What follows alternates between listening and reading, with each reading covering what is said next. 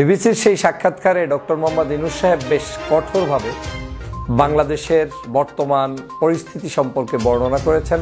যে তিনি বলছেন যে স্বাধীনতা এবং সার্বভৌমত্ব হুমকির মধ্যে পড়তে পারে। আমি আপনাদেরকে সতর্ক করে দিচ্ছি।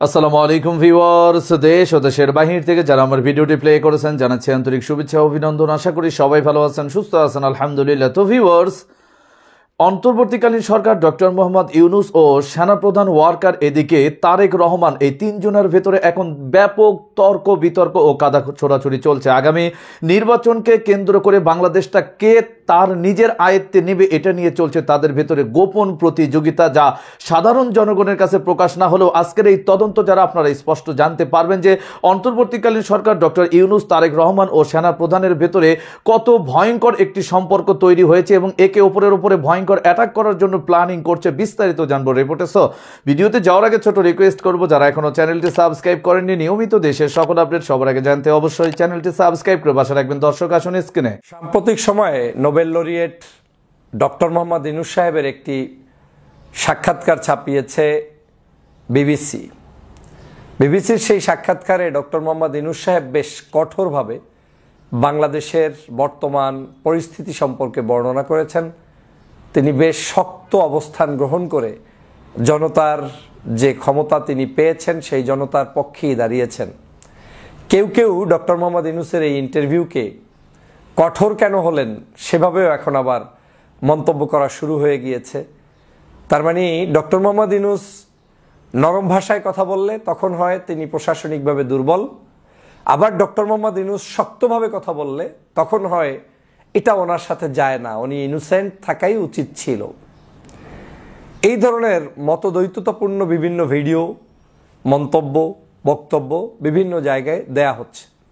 কেউ কেউ ডক্টর মোহাম্মদ ইউনূসকে বাংলাদেশ জাতীয়তাবাদী দলের ভারপ্রাপ্ত চেয়ারম্যান জনাব তারেক রহমান সাহেব এবং সেনাবাহিনীর প্রধান জেনারেল ওয়াকারুজ্জামান সাহেবের সাথে মতদ্বন্দ্ব তৈরি হচ্ছে বলে মন্তব্য করছেন কিংবা ভিন্নভাবে উপস্থাপন করার চেষ্টা করছেন। আদতে কি তাই? আদতে কি ডক্টর মোহাম্মদ ইউনূস এই দুইজন সহ বাংলাদেশের কোনো রাজনৈতিক সামাজিক সংগঠনের সাথে বৈরিতাপূর্ণ সম্পর্ক তৈরি করতে চান? না। ডক্টর মোহাম্মদ ইউনূস যখন দেখেছে যে দীর্ঘ প্রায় 6, 7, 8 মাস পর্যন্ত আমার ভদ্র ব্যবহারগুলো, ভালো ব্যবহারগুলো, জনগণের কল্যাণে যে আমি কাজ করে যাচ্ছি নীরবে নিবৃতে, সেটাকে পর্যন্ত কেউ কেউ মানে লাল কালির দাগ বসিয়ে দিতে চাচ্ছেন, তখন তিনি হয়তো তার জায়গা থেকে একটু স্ট্র্যাটেজি পরিবর্তন করে কঠোরতার জায়গায় বিশেষ করে বক্তব্যের ক্ষেত্রে উপস্থাপন করার ক্ষেত্রে চেষ্টা করে যাচ্ছেন। তো সেটা তো ডক্টর মোহাম্মদ ইউনূসের দোষের কিছু নয়। সেটাকে আপনারা কি কারণে বিভাজন সৃষ্টির মধ্যে লুকায়িত নতুন করে তৈরি করছেন? এর অর্থই হচ্ছে একটি গ্রুপ চায় না যে বাংলাদেশে এই সরকার সুন্দরভাবে এক্সিস্ট থাকুক এবং তারা কাজ করুক, তারা ভালোভাবে কাজ করে জাতির প্রত্যাশা পূরণে আগামী যে নির্বাচন সেই নির্বাচনের পথে এগিয়ে যাক। আপনার নিশ্চয়ই খেয়াল আছে গত কয়েক মাস আগের একটি ইন্টারভিউ ছিল ডক্টর মোহাম্মদ ইউনূস সাহেবের। তিনি সেখানে বলার চেষ্টা করেছিলেন যে বাংলাদেশের এই যে বর্তমান সিচুয়েশন, এটাই উনিও নতুন, এটা অভিজ্ঞতা ওনার এখানে পূর্বের কখনোই ছিল না। সেটাই তো বাস্তবতা। উনি তো রাজনীতি করতেন না, উনি তো একজন সজ্জন, সামাজিক, শিক্ষিত, ভদ্রমার্জিত মানুষ, তিনি বিশ্ববিখ্যাত ব্যক্তিত্ব, কিন্তু তাকে আমরা জোর করেই এই দায়িত্বটা দিয়েছি। ডক্টর মোহাম্মদ ইউনূস সাহেবকে আমরা জোর করে দায়িত্ব দেওয়ার কারণে সফলতা হচ্ছে এই যে এই 5-7 মাসেই বাংলাদেশের এই যে বিপ্লব, জুলাই বিপ্লব হয়েছে, সব ধ্বংস করে ফেলতো যদি ইউনূস সাহেব দায়িত্বে না থাকতেন।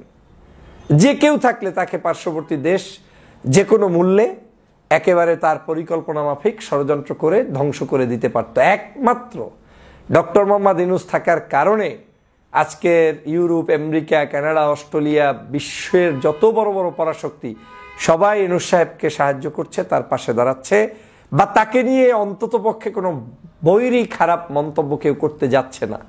বহুত প্রোপাগান্ডা আওয়ামী লীগ চালিয়েছিল, ইউনূস সাহেব শেষ হয়ে যাবে, আমেরিকান নির্বাচনের পরেই সব পট পরিবর্তন হয়ে যাবে, আজ হবে কাল হবে। কিছুই হলো না। ওরা পোস্টার ছাপিয়ে তারপরে ষড়যন্ত্র করতে চেয়েছে। ট্রাম্পের পোস্টারের উপরে তারা বিভিন্নভাবে অপমান করতে চেয়েছে, কিন্তু আল্লাহর মেহেরবানি সেই ষড়যন্ত্র কোনো কাজে আসে নাই। আজ এখন ডক্টর মোহাম্মদ ইউনূস সাহেবকে আইন শৃঙ্খলা পরিস্থিতি সম্পর্কে জিজ্ঞেস করা হচ্ছে, দেশের সার্বিক পরিস্থিতি সম্পর্কে জিজ্ঞেস করা হচ্ছে। তিনি কঠোরভাবে বলছেন যে বাংলাদেশের জনগণ তাদেরকে সমর্থন জানিয়েছে, জনগণ ঐক্যবদ্ধ আছে, জনগণ এই দেশটাতে এই সরকারকে পূর্ণাঙ্গ সমর্থন দিয়েছে, সেটা দোষের কি আছে? আইন শৃঙ্খলা পরিস্থিতি ভালোর দিকে আছে। আগের আওয়ামী লীগের দোসরদের সেই খারাপ পরিস্থিতির চাইতে হাজার গুণে ধীরে ধীরে ভালো হচ্ছে। হ্যাঁ, কিছু কিছু জায়গায় যে সকল অঘটন ঘটছে সেটা তো আমাদেরকেও এড়িয়ে গেলে হবে না।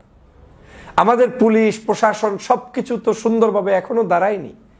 তো সেই জায়গা থেকে তিনি বেশ ভালো বক্তব্য দিয়েছেন এবং আমার কাছে মনে হয়েছে জাতিকে আশ্বস্ত করার মতো ইন্টারভিউ তিনি দিয়েছেন।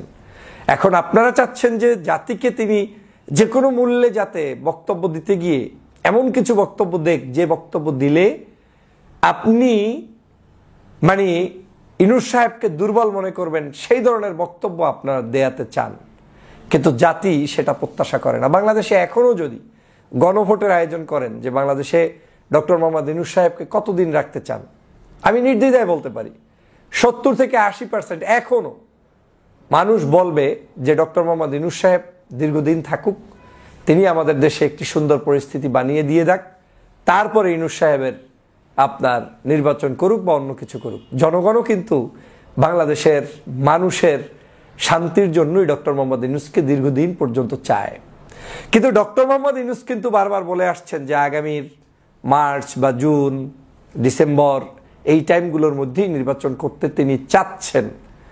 এখন এই নির্বাচন করতে চাওয়ার রোডম্যাপ দেওয়ার পরেও যদি কারো আমাদের ভিতরে অতিরঞ্জিত তার প্রতি বিষদগার থেকে থাকে, তখন স্বভাবতই তিনি তার জায়গা থেকে কঠোর অবস্থানে ধীরে ধীরে যাবেন কিংবা মন্তব্য করবেন, সেটা আমিও প্রত্যাশা করি। কারণ ডক্টর মোহাম্মদ দর্শক, স্ক্রিনে আমরা সে সম্পর্কে বিস্তারিত জানলাম। এই বিষয়ে আপনাদের মতামত কমেন্টে জানান। কেউ ভিডিওটি স্কিপ করবেন না। আগামী নির্বাচনের পরে কে বসবে বাংলার মসনদে, এইটা নিয়েই কিন্তু মূলত এই তিন তারকার ভেতরে চলছে ব্যাপক ধরনের দ্বন্দ্ব, এবং এই দ্বন্দ্বটা মূলত ভারতের উৎসাহেই কিন্তু একটি প্ল্যানিং করেই করা হচ্ছে। সেনাপ্রধান ওয়াকার গত বক্তব্যে অন্তর্বর্তীকালীন সরকারকে যে খোঁচা দিয়ে কথা বলেছেন, ঠিক তারেক রহমান একই কাজ করেছেন। কিন্তু কেন, আসুন বিস্তারিত জানবো আরো রিপোর্টে। আসসালামু আলাইকুম। আমাদের সেনাপ্রধান জেনারেল ওয়াকারুজ্জামানের গেল 3 থেকে 4 দিন আগে একটা বক্তব্যকে কেন্দ্র করে মোটামুটি বিশ্ব মিডিয়ায়, বিশেষ করে ভারত, পাকিস্তান সহ বিভিন্ন জায়গায় বেশ কিছু প্রতিক্রিয়া হয়েছে। যে তিনি বলছেন যে স্বাধীনতা এবং সার্বভৌমত্ব হুমকির মধ্যে পড়তে পারে। আমি আপনাদেরকে সতর্ক করে দিচ্ছি। পরে বললেন না যে আমি সতর্ক করি নাই। ইভেন রাজনীতিবিদদেরকে একে অন্যের প্রতি কাদা ছোড়াছুড়ি, পাশাপাশি সরকারকেও আগামী ডিসেম্বরে নির্বাচন সহ বিভিন্ন ইস্যুতে সেনাপ্রধানের সে ভাইরাল বক্তব্যকে কেন্দ্র করে বিবিসি বাংলার একটা সাক্ষাৎকার ছিল আমাদের ডক্টর মোহাম্মদ ইউনূসের সাথে। সেখানে সেনাপ্রধানের এই বক্তব্যের বিষয়ে আপনার ডক্টর ইউনূসকে প্রশ্ন করা হয় যে তিনি আসলে কিভাবে নিচ্ছেন সেনাপ্রধানের এই বক্তব্যকে।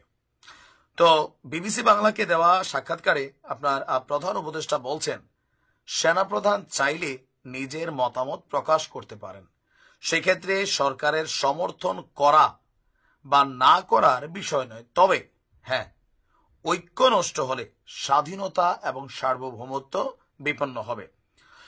আর তার বক্তব্যের মধ্যে ছিল শেখ হাসিনাকে বেসিস করেই তিনি এখানে আবারও কাউন্টার করেছেন যে একটি পলাতক দল এবং তাদের নেতৃত্ব দেশ ছেড়ে পালিয়ে গেছে। দেশ ছেড়ে পালিয়ে গেলেও বাংলাদেশকে তারা এখনো অস্থিতিশীল করতে চায়, আর সেই অস্থিতিশীলতার লক্ষ্যে নানাভাবে তারা সর্বাত্মক আপনার চেষ্টা চালাচ্ছে। সেনাপ্রধানের বক্তব্যের পর ডক্টর মোহাম্মদ ইউনূস বলছেন যে দেশ বিপন্ন হওয়ার আশঙ্কা সবসময়ই ছিল, এখনো আছে এবং ভবিষ্যতেও থাকবে। শেখ হাসিনার পতনের পর বিগত সময়ে রাজধানী সহ দেশের বিভিন্ন অঞ্চলে ডাকাতির ঘটনা বেড়েছে। সরকারের হিসেব অনুযায়ী দেশের ডাকাতির মাত্রা আগের মতোই রয়েছে। চলমান পরিস্থিতি উন্নত করতে কাজ করছে সরকার। মানে ডক্টর ইউনূস বলতে চাচ্ছেন যে দেশে যে ডাকাতি ডুকাতির ঘটনাগুলো আমরা দেখছি, এগুলো ফেসবুকের বরাতে দেখছি, কিন্তু এই ধরনের ঘটনা আসলে স্বাভাবিক সবসময় ছিল। কিন্তু কিছু জায়গা আমার মনে হয় ডক্টর ইউনূস তিনি নিজেকে ফ্লোতে নিয়ে গেছেন। এই যেমন ধরেন মহাসড়কে গাছ ফেলে ডাকাতি, মাঝখানে লম্বা একটা সময় কিন্তু আমরা শুনি নাই, হয়তো এটা কদাচিৎ হতো, বাট ইদানিং সময় হাইওয়ে রোডগুলোতে ডাকাতের একটা মহা উৎসব চলছে। যাত্রী বেশে গাড়ির মধ্যে পিস্তল টিস্তল নিয়ে মহা উৎসব চলছে। এখন চাইলেই কি সরকার এটাকে আসলে থামাইতে পারেন না? এইটা আরেকটা ইস্যু ভাই। যদিও ইউনূস সাহেব বলছেন যে তার সরকার এগুলোর জন্য যারা সংশ্লিষ্ট দায়িত্বশীল আছেন তাদেরকে জবাবদিহিতার মুখোমুখি করেছেন। কথা সত্য, অনেককে তিনি বা তার সরকার স্বরাষ্ট্র উপদেষ্টা বরখাস্ত করার সিদ্ধান্ত দিয়েছেন, আবার অনেকে বদলি করার দিয়েছেন, এরকম ঘটনা ঘটেছে। তিনি আপনার বিবিসিকে বলছেন যে বাংলাদেশের চলমানের সমস্যার বিষয়ে সবার মতন আপনিও অবগত আছেন। পুলিশ রাস্তায় নামতে চাচ্ছিল না একদম শুরুতেই, কারণ দুদিন আগেই তারা মানুষের উপর গুলি চালিয়েছিল, তাই মানুষ দেখলে তারা ভয় পেত। কাজেই তাদের ঠিক করতে আমাদের কয়েক মাস সময় লেগে গেছে। এখন মোটামুটি ঠিক হয়েছে, আবার নিয়ম শৃঙ্খলার দিকে আমরা রওনা হয়েছি।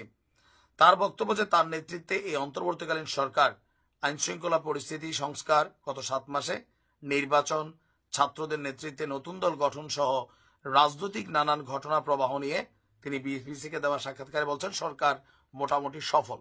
দর্শক, স্ক্রিনে আমরা সে সম্পর্কে বিস্তারিত জানলাম। সো ভিডিও এই পর্যন্ত। ভালো লাগলে লাইক অ্যান্ড কমেন্ট করবেন এবং দেশের সকল আপডেট সবার আগে জানতে অবশ্যই চ্যানেলটি সাবস্ক্রাইব করে পাশে রাখবেন। দেখা হবে পরবর্তী ভিডিওতে ইনশাআল্লাহ। আসসালামু আলাইকুম ওয়া রাহমাতুল্লাহ।